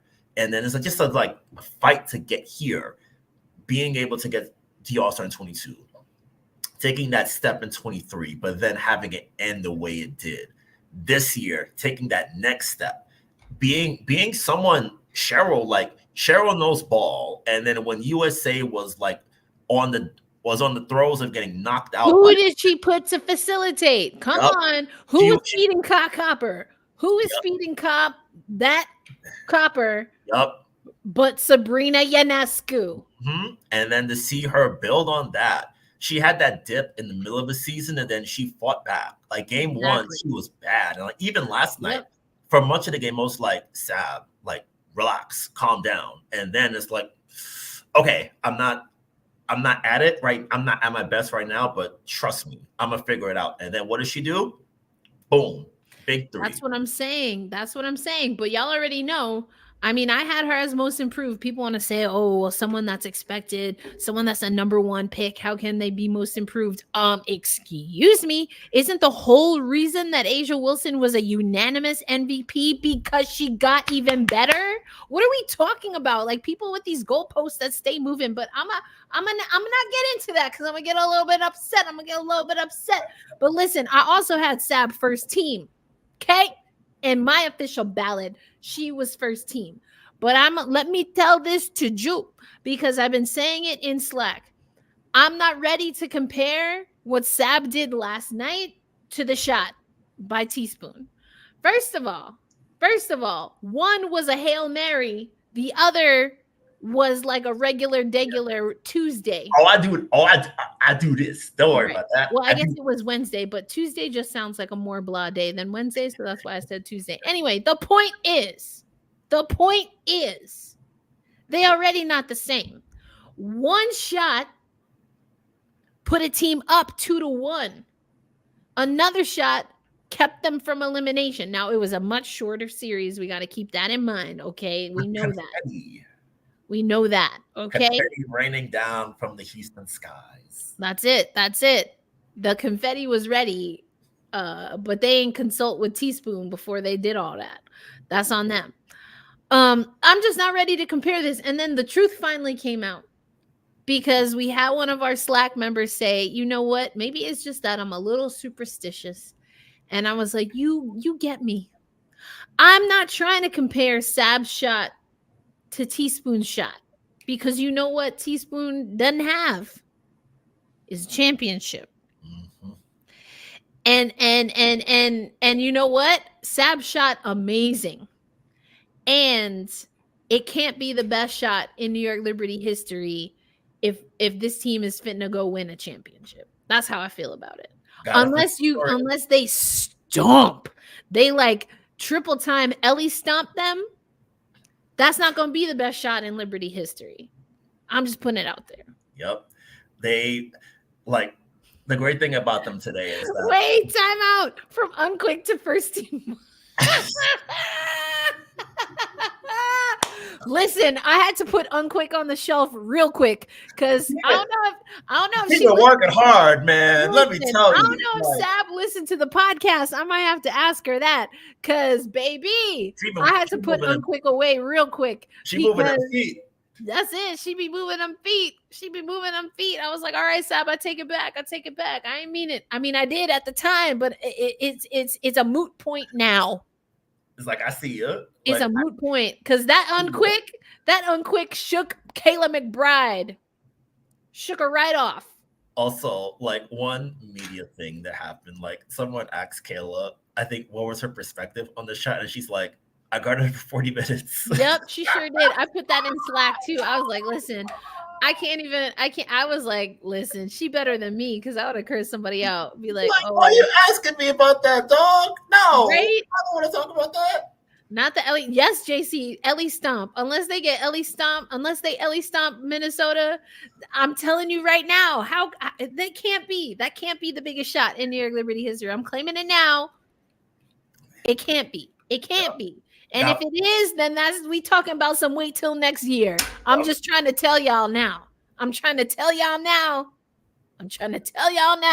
Yep. They got one more step to go. Got to finish the story. Bring it home. Ain't done nothing yet, which reminds me, I got something from Stewie because Stewie, woo, we talked about it earlier. We got all out of order here on our rundown, but that's okay because we still got a good podcast here. But Stewie is locked in. I just want y'all to hear how locked in Sis is. Come on. We know we're one game away from winning the championship, and I think that they're going to give us their best shot.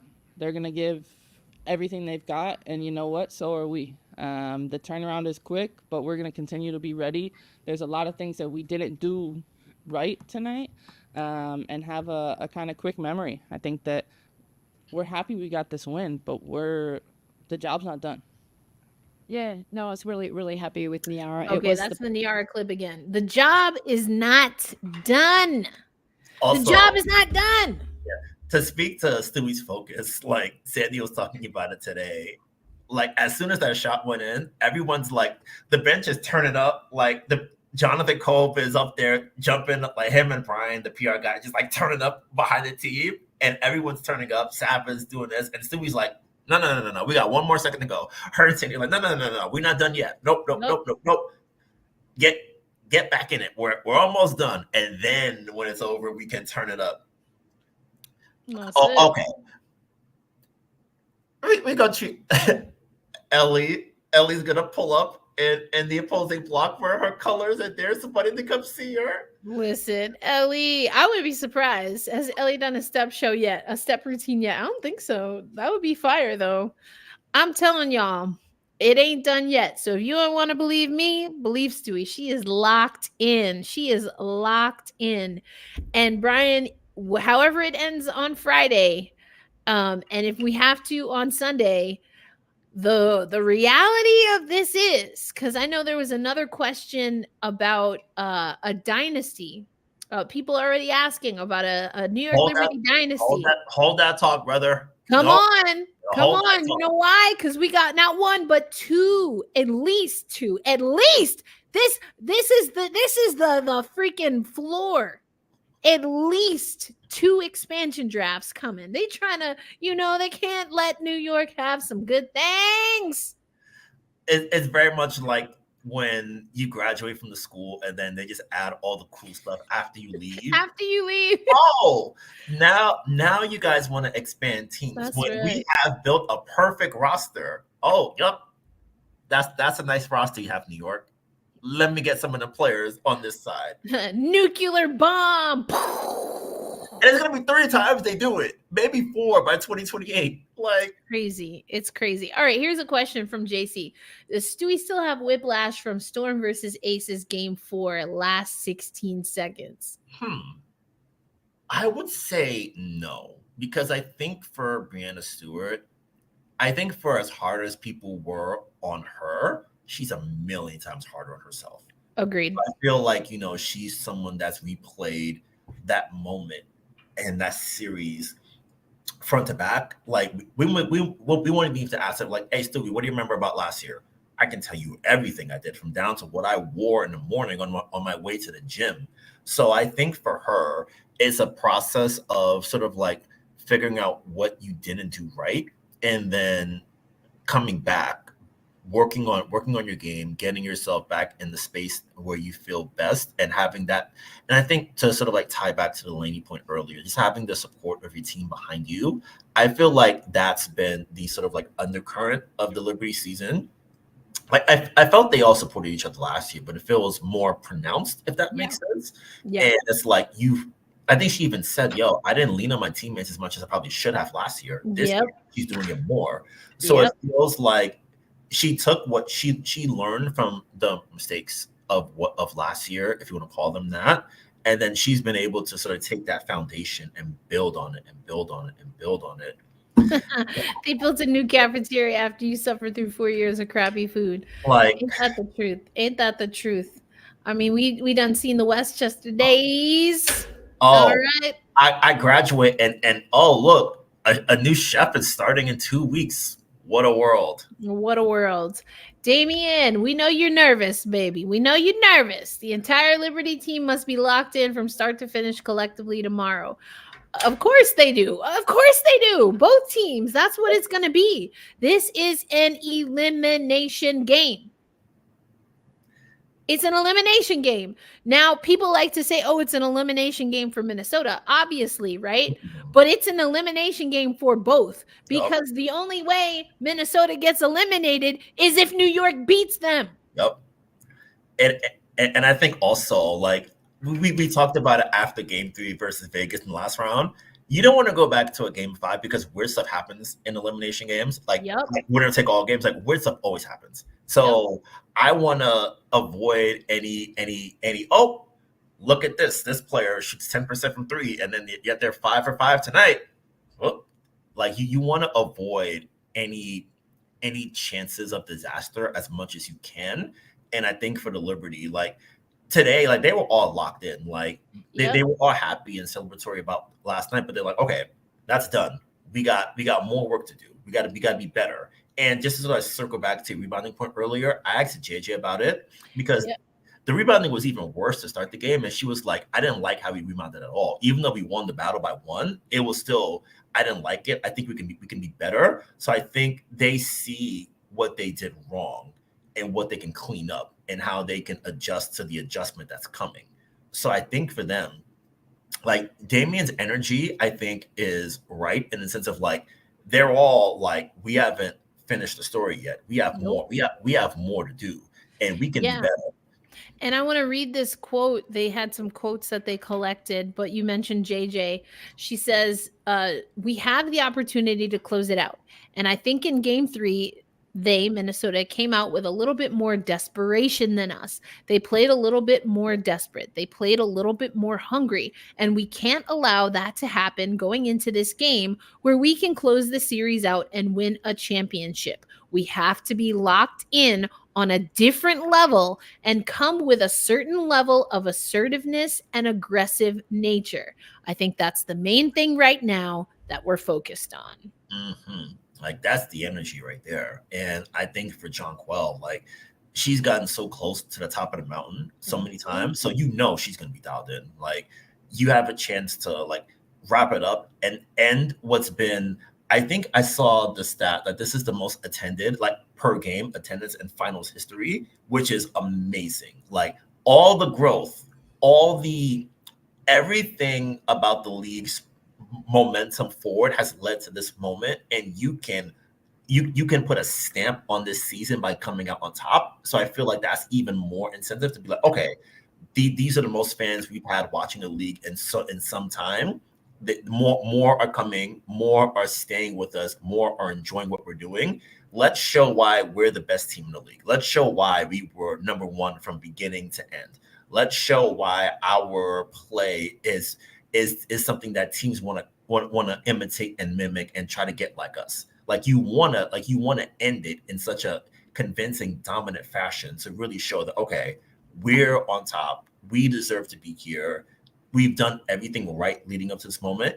Let's close the story with a championship. Yeah, absolutely. I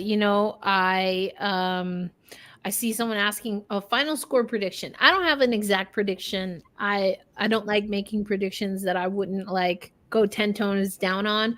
But what I will say is this. If it's a low scoring game, it's probably because Minnesota is in the driver's seat. So if you're a fan of the New York Liberty, you got to see New York get 80 or more points. I've talked about this before. I know we've talked about the rebounding. That is also true. But the New York Liberty need to score. If you look at it, even in this series alone, the New York Liberty needs to score at least 80 points. At least 80 points. That's that magic number for them. They have to be able to run up the offense. And as Stewie has said multiple times over, tire this Minnesota team down. Wear them down. I want to read a quote from Sabrina Ionescu, and then we're going to get out of here with the voiceover from the one and only Alicia Keys to close this one out before we Ellie wave and play our outro here. But here is what Sabrina Ionescu had to say regarding the prospect of bringing a championship home to New York. It would mean everything. Stephen A. was on today just talking about how it brings him chills to think about a championship in New York. And it's just so many people who have New York running deep in their veins wanting a championship. And knowing that we're doing that to other people's lives through the way we play and bring them happiness and joy. That's what sport is all about. It's not just about yourself. It's about the impact you have on other people's lives. I think we all understand that, but I certainly do, especially just playing in New York. It's different than Oregon. It has its resemblance and fair share of that feeling, to feel like what it felt like to start at the bottom and work your way to this top. Let's go. And I added that last piece just in case it wasn't clear. And to bring everyone in the community around with you. But this is just on a completely different scale. Yeah, dang right, Sabrina. You're in New York now, baby. And we take this serious. We're going to ride with you till the wheels come off all the way to the end. We're going to keep it real while we go. But baby, you best believe, and you have got to know that New York, we ready. We ready for this. We ready for this. Let's go. Alicia. We're going to play something from Alicia. Here we go. Good morning, New Yorkers. We are looking at another beautiful day here.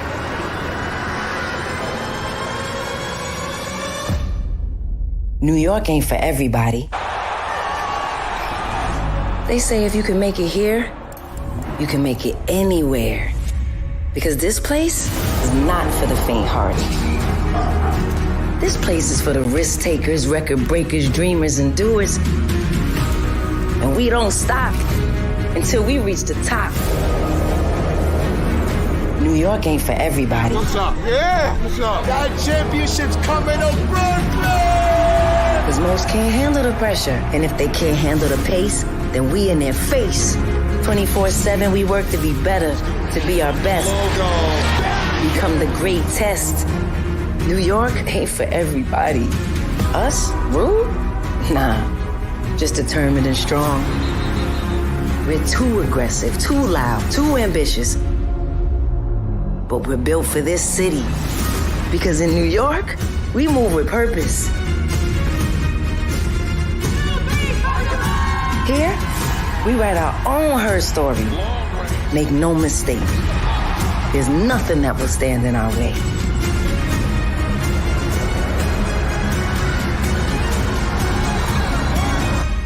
They gonna love it here.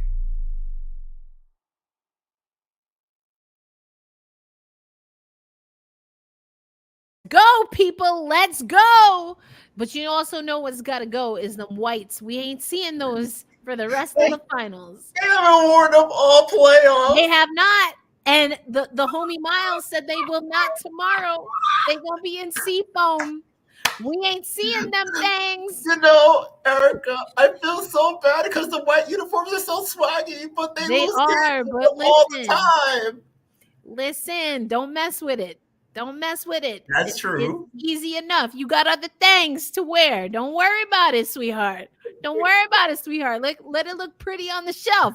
You know, speaking of that, I was telling Jackie today that I had like a pair of white and gold Air Maxes that I used to wear. I stopped wearing them. Like the last 2 times I wore them to the game was Game 4 of the finals last year and the Commission's Cup this year. Ciao. So I'm like, say less. Why you bring that up, Brian? Why did you bring that up? I had to get rid of it. I gave it to my dad. He likes the shoes a lot. They're comfy for him. So I was like, they're banned from Barclays Center. I was like, I had to make a decision. I'm like, okay, these shoes, they have bad energy. They must Bad depart. juju. They need the Palo Santo. Come on, let's go. All right, Liberty fans. Is it going to be over tomorrow or not? Listen, we don't know. That's why we're going to stay locked in. We're going to do what we got to do, whether you're in Minnesota like Brian, whether you holding it down somewhere in the middle like me, or you back home in New York. Either way, we are ready for this New York team to be back home. To be back home. Let's go. We are ready for them to be back home and to listen. New York ain't playing that Joan Jett song no more. You feel me? If you know, you know. We about to retire that song with them white jerseys and Brian's dang sneakers that he gave to his pop.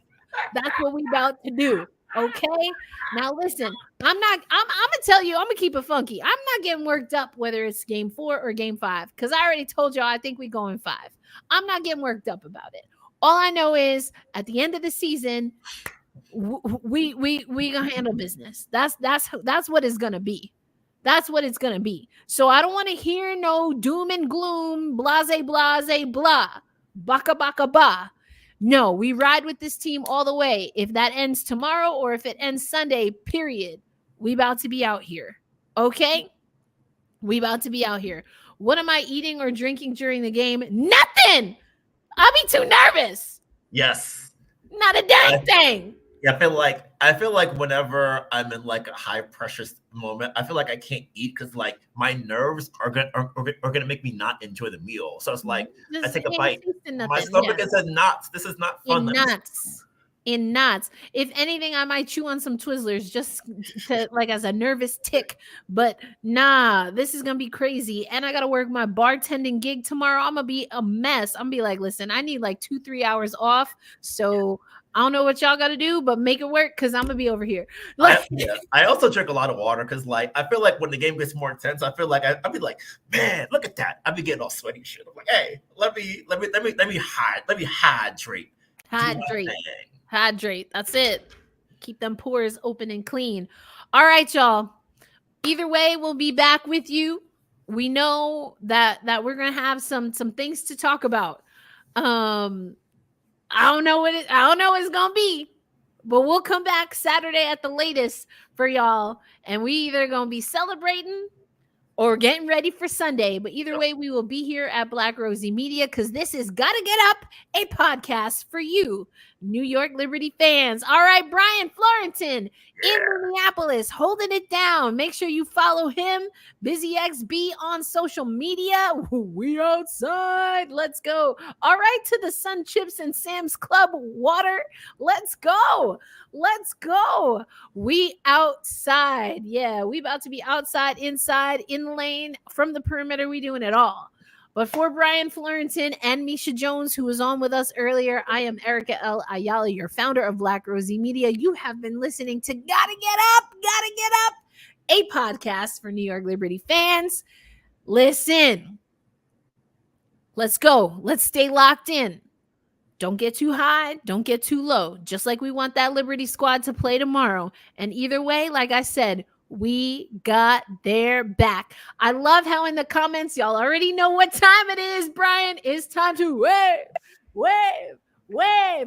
Y'all enjoy the game. We'll catch you back here next time. Peace out, everybody.